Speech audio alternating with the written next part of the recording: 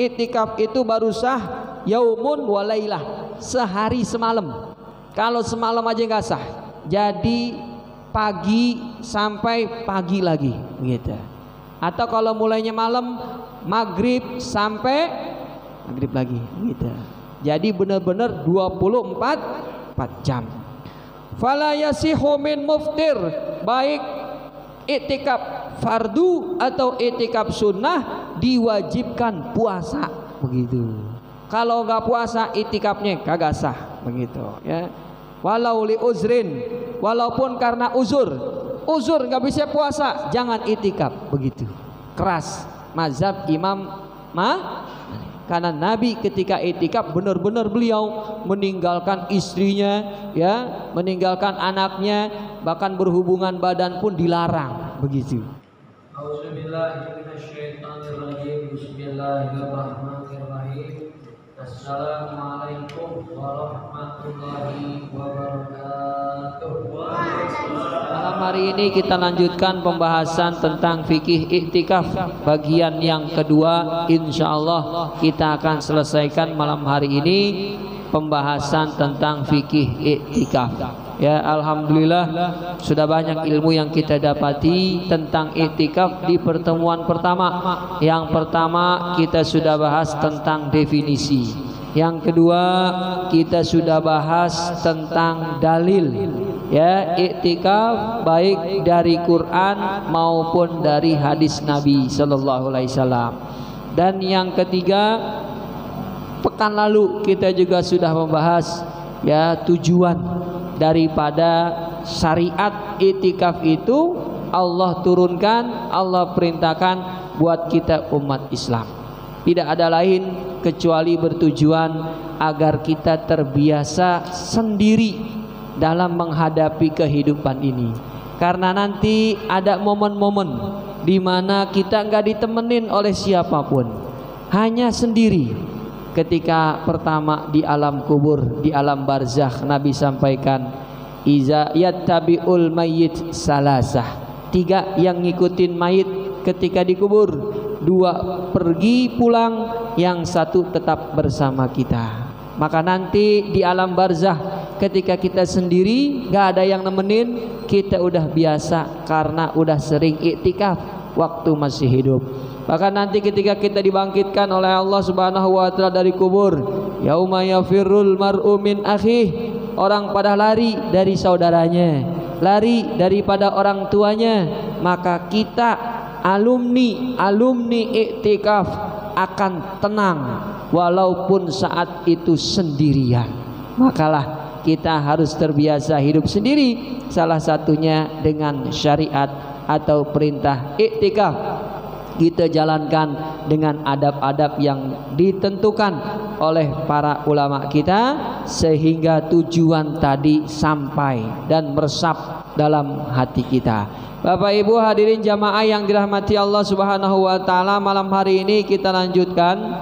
Yang pertama kita akan bahas waktu pelaksanaan iktikaf dan tempat melaksanakan iktikaf yang terbaik dilaksanakan di tempat mana. Yang ketiga nanti kita akan bahas hukum iktikaf. Yang keempat dan kelima kita akan bahas apa yang harus dilakukan seorang yang iktikaf dan yang harus ditinggalkan. Nah, itu pembahasan kita malam hari ini. Mudah-mudahan bisa menjadi ilmu yang bermanfaat buat kita semua. Amin ya rabbal alamin. Waktu iktikaf terjadi perbedaan ulama, sama seperti definisi iktikaf. Menurut mazhab Imam Abu Hanifah, muddatun yasiratun ghairu mahdudah wa innama bimujarradil mukthi ma'an niyyah wa laisa shaumu fin nafli min syartihi wa yu'addu kullu juz'in minal lubthi ibadatun ma'an niyyah bilan dimamin ila akhar. Kata mazhab atau pengikut Imam Abu Hanifah, waktu melaksanakan iktikaf itu tidak ada batasan minimal. Jadi boleh saja sebentar kita duduk di masjid lalu pulang, maka iktikafnya sudah sah. Dan tidak disyaratkan puasa ketika iktikaf, kata beliau. Ketika iktikafnya iktikaf sunnah, ya. Iktikaf sunnah tidak diwajibkan puasa. Nanti kita lihat ada iktikaf yang sifatnya wajib. Kalau wajib dalam mazhab Abu Hanifah wajib berpuasa. Kalau iktikafnya wajib. Kalau iktikafnya sunnah kayak 10 terakhir Ramadan, ya, maka nggak diwajibkan puasa. Sah orangnya iktikafnya cuma malam saja. Kan malamnya kita nggak puasa, betul nggak? Sah. Ini pendapat dari kalangan mazhab Imam Abu Hanifah. Ya, Imam Abu Hanifah ini termasuk ulama besar, Pak Bu, jangan diremehkan. Beliau itu bisa melihat dosa orang dari bekas wudunya. Itu luar biasa. Ada dalam kitab ya Al-Mizan Al-Kubra karya seorang ulama namanya Imam Sya'rani. Imam Sya'rani dikabarkan dari gurunya menyaksikan bahwa Imam Abu Hanifah ketika bertemu seorang pemuda habis wudu di Masjid Kufah, kata Imam Abu Hanifah, "Ya bunayya tub 'ala Allah minaz zina." Min uquqil walidain, kata dia. Anak muda, kamu bertobat, dosa kamu sering lawan orang tua. Begitu. Ya Imam Abu Hanifah, saya bertobat, gak akan lagi mengulang dan membantah perintah ibu bapak saya. Ketemu lagi bapak-bapak, kata Imam Abu Hanifah, tub 'ala Allah, bertakwalah, bertaubatlah kepada Allah minaz zina, dari perbuatan kelihatan dari bekas wudunya. Bayangin, ada nggak di kita yang bisa ngelihat dosa orang dari bekas wudunya? Nggak ada, ya. Padahal kan kata Nabi kalau kita habis wudu dosa kita gugur nggak? Gugur kan? Itu ada dalilnya. Jadi kasyafnya beliau itu ada landasannya. Orang yang berwudu, kata Nabi, kharajat khotoyahu, keluar dosa-dosanya setiap kali dia membasuh anggota wudunya. Ya, ketika dia basuh wajahnya, ya, hattallahu anhu zunubahu asobaha biwajihi, kata Nabi. Begitu basuh wajah, dosa di wajah gugur. Begitu basuh tangan, kazalik, kata Nabi, dosa tangan berguguran. Itu kelihatan dari Imam Abu Hanifah. Begitu luar biasa. Makanya beliau di ujung kisahnya berdoa kepada Allah, ya Allah, kemampuan saya ini tolong angkat. Begitu. Karena bikin jamaah jadi risih, saya juga jadi risih. Begitu. Bayangin tuh Pak, orang ketemu dia jadi nggak enak, ya kan? Ogah nanti ikut taklim. Kenapa? Dosanya kelihatan dari bekas wudunya. Saya juga nggak enak. Begitu, ya. Ada juga ya ulama kita nih dari Betawi, masih hidup orangnya, ya, saya nggak sebutin dah namanya. Beliau itu kalau disuruh ngimamin sholat jenazah kagak pernah mau sampai sekarang. Kiai masih ada, ya. Tiap disuruh nyolatin jenazah kagak mau. Ternyata ada murid terdekatnya nanya, kenapa demikian? Dia bilang, itu jenazah kalau saya mau nyolatin dia minta tolong. Orang kalau minta tolong kita nggak tolongin, dosa nggak kira-kira, kata dia. Saya nggak tega, dia minta tolong, saya nggak tolongin, saya malah nyolatin dan doain. Begitu, sampai seperti itu. Itu karomah yang kita bilang anugerah dari Allah. Nah, tadi berdoa juga tuh, ya Allah angkatlah ya karomah ini dariku sehingga orang lain gak risih, saya juga kagak risih. Begitu. Kalau kita kan sekarang banyaknya karomahnya tempelan, memang dicari pakai zikir, akhirnya dapat. Begitu. Beda dengan ulama-ulama terdahulu karena kholwatnya. Kalau kita bilang nih, kan itikaf itu kan kholwat, mereka sering berkholwat. Begitu, ya, dengan Allah Subhanahu wa taala, nggak ada yang lain. Begitu. Di malam hari ketika orang pada tidur, dia bangun, dia nikmat berkholwat dengan Allah Subhanahu Makanya keluarlah hadis Nabi, ada 7 yang di bawah naungan Allah ketika nggak ada naungan dari siapapun. 7 dari 7 ada 2 cirinya adalah orang yang senantiasa iktikaf, berkholwat dengan Allah. Kan ada 7 itu ya. Ada imamun adilun, ada lagi warajulun qalbuhu muallakun bil masajid, kan gitu. Ada lagi warajulun zakarallaha kholian, orang berzikir sendirian, kagak ada yang nemenin. Fafadat aina, netes air matanya. Itu orang lagi itikaf tuh, lagi berkholwat, bernikmat-nikmat, ya, berlezat-lezatan dengan Allah Subhanahu. Yang kedua sama nih Pak, berkholwat juga. Kata Nabi, warajulani tahabba fillah, kan gitu hadisnya ya. Ada 2 orang saling mencintai karena Allah, ijtama'a alaihi wa tafarraqa alaihi, bertemunya karena Allah. Nih kayak kita nih, kita bertemu karena Allah, karena tujuannya lagi mau taklim. Bisa jadi kita masuk nih, wa tafarraqa alaihi, ketemunya, gabungnya, kumpulnya karena Allah, misahnya juga karena Allah. Apa maksud misahnya karena Allah? Dia pengen menyendiri hanya dengan Allah Subhanahu. Dah, kita jangan lama-lama ngumpul, bubar. Mau ngapain? Saya mau berkholwat dengan Allah. Yang satu bilang begitu, yang ini juga. Kalau kita kebanyakan ngumpul, yang ada ngobrol jadi ngawur ngidul kemana-mana.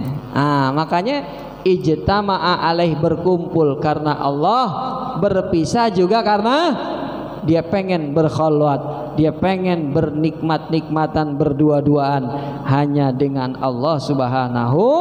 Akhirnya dapat diberikanlah karomah-karomah kelebihan oleh Allah Subhanahu wa ta'ala. Ini menurut sang Imam Abu Hanifah dan pengikutnya. Sedangkan menurut Imam Malik, syarat iktikaf itu baru sah yaumun walailah, sehari semalam. Kalau semalam aja nggak sah, jadi pagi sampai pagi lagi gitu. Atau kalau mulainya malam, maghrib sampai maghrib lagi gitu. Jadi benar-benar 24 jam. Fala yasihu min muftir, baik iktikaf fardu atau iktikaf sunnah diwajibkan puasa begitu. Kalau nggak puasa iktikafnya kagak sah begitu ya. Walau li uzrin, walaupun karena uzur nggak bisa puasa, jangan iktikaf begitu. Keras mazhab Imam karena Nabi ketika iktikaf benar-benar beliau meninggalkan istrinya, ya, meninggalkan anaknya, bahkan berhubungan badan pun dilarang begitu. Sampai beliau hanya apa tuh? Mengeluarkan kepalanya untuk disisir oleh istrinya, yaitu Aisyah. Sampai seperti itu, luar biasa Rasulullah SAW. Makanya disyariatkan puasa. Kenapa? Karena kalau kita puasa, insya Allah terjaga semangat ibadah kita. Itu alasan dari Imam Malik ya. Sedangkan mazhab Imam Syafi'i, yushtaratu fil i'tikaf qadrun yusamma uqufan ay iqamatan fauqa zamanit tuma'ninah. Kalau mazhab Imam Syafi'i ya cukup lebih dari tu'maninah sedikit. Tumanina itu kan kita ngucapin subhanallah, maka kita lebihin 2 kali ngucapin subhanallah jadi itikafnya. Itu pendapat Imam Syafi'i ya. Sedangkan mazhab Imam Hambali tidak ada batasan minimal dalam melaksanakan itikaf, sama seperti mazhab Imam Abu Hanifah. Walaupun hanya sesaat, yang penting bukan berjalan tapi duduk begitu ya, duduk diam di satu tempat, niat, itu itikafnya sudah sah. Sedangkan tempat itikaf tidak ada tempat yang paling utama kecuali Masjidil Haram. Tempat yang paling utama itikaf di mana? Maka kita kalau lagi umroh, lagi haji, jangan lupa niat iktikaf di Masjidil itu paling mulia. Di bawah Masjidil Haram ada Masjid Nabawi. Di bawah Masjid Nabawi ada Masjid Al-Aqsa. Setelah itu semua masjid sama begitu. Selama dia melaksanakan 5 waktu dan sholat itu sama semua. Jadi kalau ada orang, saya nazar iktikaf di Masjid Al-Mujahidin 10 hari terakhir, wajib dikerjain. Tapi kalau nggak di Masjid Al-Mujahidin sah begitu. Karena bedanya Masjid Al-Mujahidin dengan Masjid Ruhul Jihad, tidak ada beda, sama semua dudukannya gitu. Maka sah. Tapi saya nggak bisa ke Al-Mujahidin ini, hanya silakan nazarnya jadi sah. Tapi kalau nazarnya di Masjidil Haram nggak bisa dilakukan di masjid yang lain. Harus di mana tuh? Haram. Kalau niatnya di Masjid Nabawi juga ya, nggak bisa digantiin sama masjid yang harus berangkat ke sana. Karena dulu Umar pernah berkata kepada Rasulullah, "Ya Rasulullah, inni nazartu an a'takifa fi Masjidil Haram." Ya Rasulullah, saya pernah berjanji mau itikaf di Masjidil Haram. Aufi binazurik, kata Nabi, pergi ke Masjidil Haram dan laksanakan iktikaf nazar yang telah kamu ucapkan. Makanya jangan sekali-kali bernazar menyebutkan Masjidil Haram, repot nanti nyelesainnya, ya kan? Nah, tapi kalau masjid yang lain dibolehkan. Itu berkaitan dengan tempat itikaf. Semua masjid sama, ya. Yang penting melaksanakan 5 waktu dan sholat Sedangkan yang paling utama ada 3 masjid: Masjidil Haram, yang kedua Masjid Nabawi, yang terakhir Masjid Al-Aqsa. Lalu bagaimana hukum iktikaf? Hukum iktikaf terbagi menjadi 3. Yang pertama wajibun, yang kedua sunnah muakkadah, dan yang ketiga hukumnya mustahab. Jadi ada 3. Ada wajib, ada sunnah muakkadah, ada sunnah goiru muakkadah, bahasa lainnya mustahab begitu.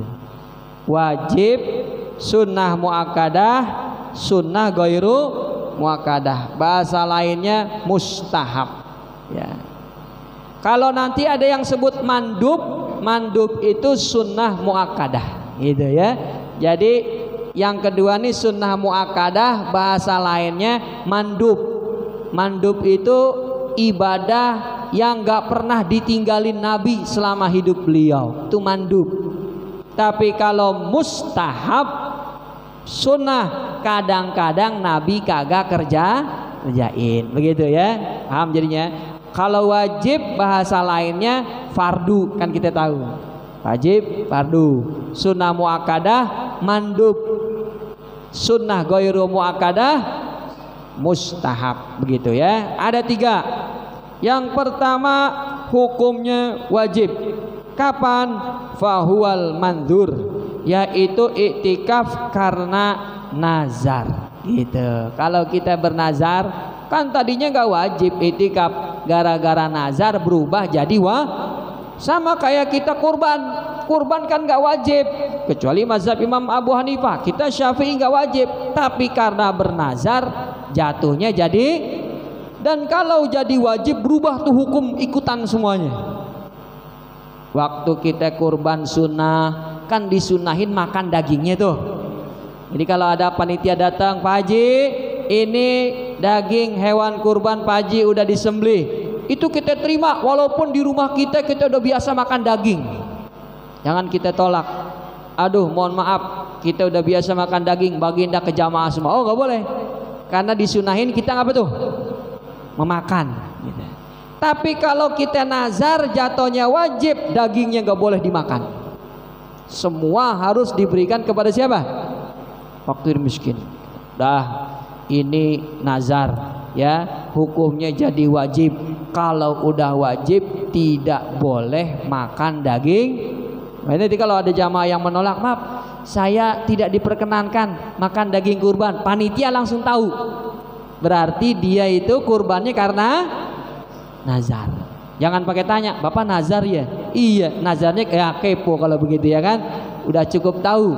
Berarti dia nggak mau makan karena ini kurban atau juga bisa jadi wasiat. Kan wasiat jadi wajib, betul nggak? Saya berwasiat kepada Muna, kalau ibu meninggal kurbanin seekor sapi gitu. Atau kurbanin seekor kambing. Udah pas dia meninggal di hari raya Idul Adha, anaknya beliin kambing atas nama ibunya. Pesenin ke panitia, ini kurban wasiat. Kalau panitia tahu, oh jangan dikasih dagingnya ke dia begitu. Karena jatuhnya jadi wajib. Kok boleh kita makan sedikit pun daging kurban yang hukumnya tadi jadi wajib dalam mazhab Imam Syafi'i. Begitu Pak ya. Nah begitu juga nih nazar, karena kita mau iktikaf. Apa yang diucapin? Kalau dia ucapin berapa harinya, maka berapa harinya benar-benar ditunaikan. Kalau diucapin masjidnya Masjidil Haram kayak tadi, maka harus benar-benar dilakuin di Masjidil Haram. Tinggal dilihat ucapan ketika dia nazarnya, lafaznya seperti apa, harus dijalankan begitu. Kalau dia janjinya berurutan 3 hari berturut-turut, maka benar-benar 3 hari. Kalau 2 hari terputus, ulang lagi dari awal. Begitu. Makanya para ulama ini sebenarnya menghukumi orang yang sering bernazar itu makruh begitu. Kenapa? Jadi nyusahin diri sendiri begitu. Saya bernazar kalau naik pangkat jabatan saya mau sedekah. Kenapa nggak sedekah sekarang? Nunggu kok pakai naik jabatan begitu. Jadinya kayak orang pelit, bener gak? Kayak orang hitung-hitungan, ya kan? Nah, makanya ini jadi nyusahin dirinya sendiri. Tapi kalau sudah bernazar, semua ulama sepakat hukumnya wajib dilaksanakan, begitu ya. Itu yang wajib. Contohnya cuma 1, yaitu iktikaf karena nazar. Wa amma sunnah al muakkadah fa wa'tikaful ashrul awakhir min Ramadan. Iktikaf yang hukumnya sunnah muakkadah atau hukumnya mandub, yaitu 10 hari terakhir bulan Ramadan. Itu hukumnya sunnah muakkadah. Sedangkan yang hukumnya mustahab atau sunnah ghairu muakkadah fahuwa fi ayyi waqtin siwal ashril awakhir.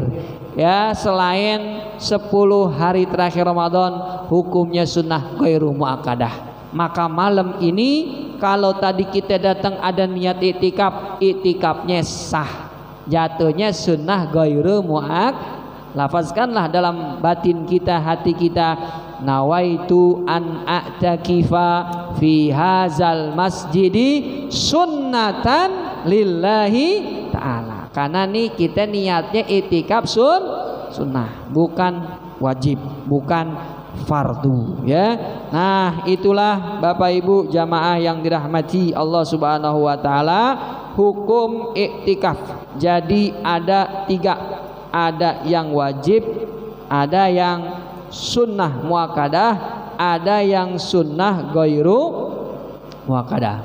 Sekarang pembahasan apa yang harus dilakukan oleh orang yang iktikaf dan apa yang harus dihindari oleh orang yang sedang beriktikaf sehingga iktikafnya menjadi sah. Tidak ada penjelasan secara khusus tentang hal yang perlu dilakukan ketika iktikaf, melainkan dianjurkan ketika iktikaf kita isi hari-hari kita dengan mendekatkan diri kepada Allah Subhanahu wa taala. Banyakin beristighfar ya, semampu kita mengingat dosa-dosa kita yang telah lalu. Jika setelah iktikaf kita tersadar ada satu dosa yang kita, ada satu kewajiban yang kita tinggal, maka wajib dikodok, dikerjain setelah dia iktikaf tadi. Nah, ada orang tanya, Pak Ustadz, saya lulusan dari SMA 8 ya, kemarin sempat alumni saya yang ngisi ya, udah pada tua-tua, lebih tua dari saya. dia cerita tiap hari pulang sekolah sholat asarnya selalu ketinggalan. Kadang-kadang sampai rumah udah maghrib. Saya ajak dia hitung, berapa tahun bapak di sana dulu? Oh, 3 tahun. Dalam 1 pekan dulu kan sekolahnya sampai Sabtu kalau orang dulu. Berapa kali asar sering lewat? 3 kali begitu. Total ternyata ada 300 asar yang tidak dikerjakan.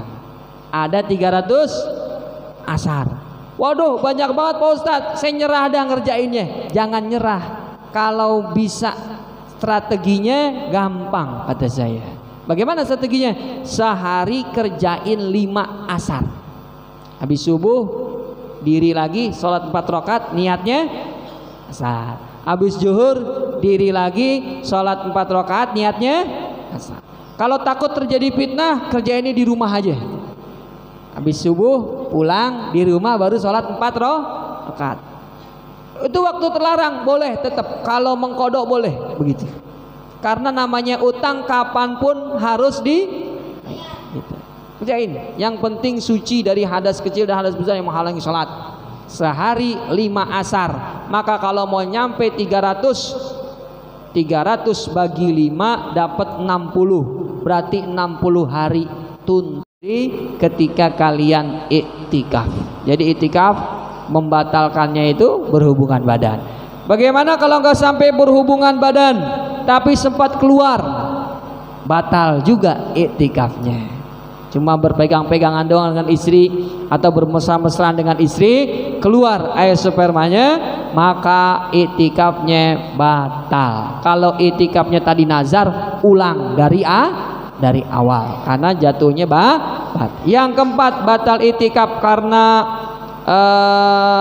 hilangnya akal sehat seseorang, baik karena obat atau karena penyakit begitu. Nah, hilang akal sehatnya.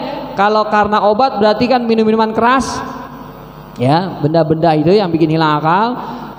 Kalau karena penyakit gila, maka iktikafnya jadi batal, ya. Begitu juga orang yang keluar dari ajaran Islam, kita sebut murtad, iktikafnya juga batal. Itulah diantara yang membatalkan iktikaf. Sedangkan khusus buat wanita, kalau dia keluar darah haid, maka iktikafnya secara otomatis batal. Karena iktikaf ya dianjurkan ketika kita suci dari hadas kecil dan dari hadas besar. Wallahu a'lam bissawab. Inilah pembahasan iktikaf.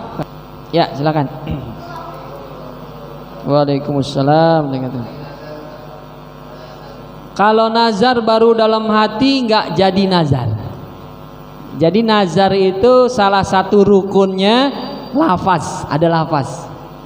Orang yang nazar, amalan yang dinazarkan, dan yang ketiga ada lafaz yang keluar, baik lisan atau tulisan. Jadi kalau bentuknya tulisan jadi juga saya oh jadi udah itu ada tulisan gitu ya. Tapi kalau berupa isyarat dan masih dalam hati, nazarnya belum sah karena rukunnya ada yang kurang. Dalam hati doang, ya udah Allah nggak akan, walaupun Allah tahu nggak akan diminta begitu, karena baru di dalam hati. Berarti kalau masih dalam hati aman begitu. Ya, ada lagi?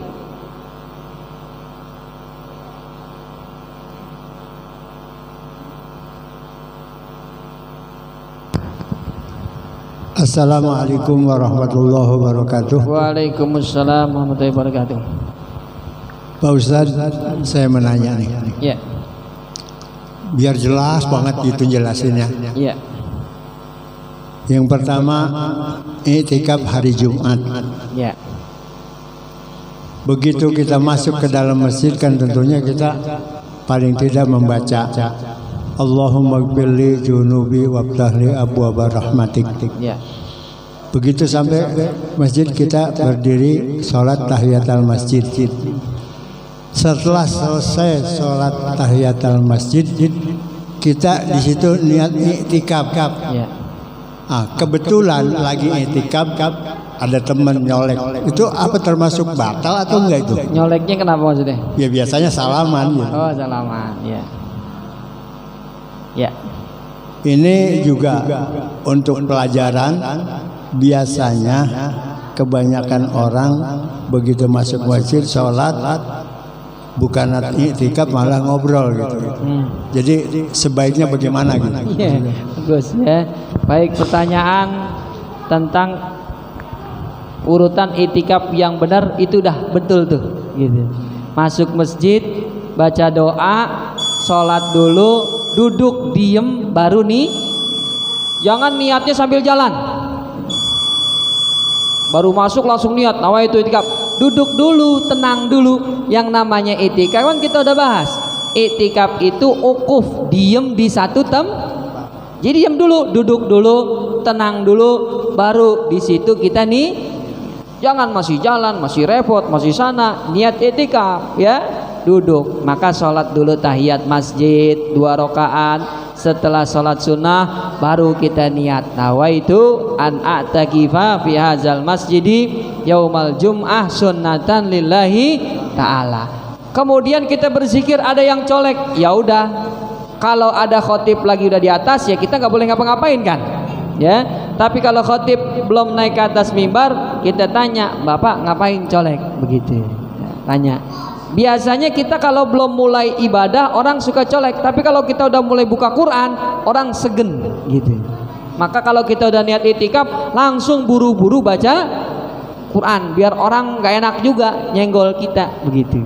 Sama kayak kita sholat kalau masih zikir kan nggak enak kita minta salaman sama ustadznya, sama kiainya, nunggu kalau dia udah selesai baru kita salam. Ini kita kadang-kadang kiainya masih zikir udah pada nyerobot salam, kasihan dianya begitu. Dia mau zikir dulu, mau tenang dulu. Nanti kalau mau salaman ada waktunya. Kapan? Setelah selesai zikir. Itu waktu yang tepat tuh. Makanya kita salaman udah bener. Abis doa muter pada salam-salam. Itu posisi atau waktu yang tepat ya. Kalau diajak ngobrol lagi i'tikaf, makanya tadi para ulama itu menganjurkan mendekatkan diri kepada Allah. Jangan banyak ngobrol kalau lagi i'tikaf. Apakah batal i'tikafnya dengan ngobrol? Tidak batal begitu. Hanya pahalanya jadi sia-sia, nggak ada begitu. Bahkan seperti yang saya bilang pekan lalu, lagi i'tikaf dia malah berdagang online begitu. Siapa yang mau ini kurban nih, ayo lagi i'tikaf Pak gitu ya. Itu dosanya lebih besar daripada pahala i'tikafnya. Allahu Akbar. Itu ya Pak Haji, mudah-mudahan ya arahan dari beliau kita bisa amalkan ya. Masuk dulu baca doa, sholat sunnah tahiyat masjid, kemudian duduk, baru nih selesai niat langsung baca Quran. Sehingga orang lain sungkan untuk bicara dengan kita karena kita lagi baca Quran. Kalau kita lagi nggak baca, biasanya aja yang ngobrol. Kemarin beli teko di mana tuh, tekonya bagus. Lagi i'tikaf ngobrolin teko ya. Allahu Akbar. Mudah-mudahan ini menjadi ilmu yang bermanfaat buat kita. Baca suratul Fatihah, mudah-mudahan Allah kuatin ingatan kita. Allah jadikan ilmu yang kita dapat bisa kita amalin dalam kehidupan kita sehari-hari.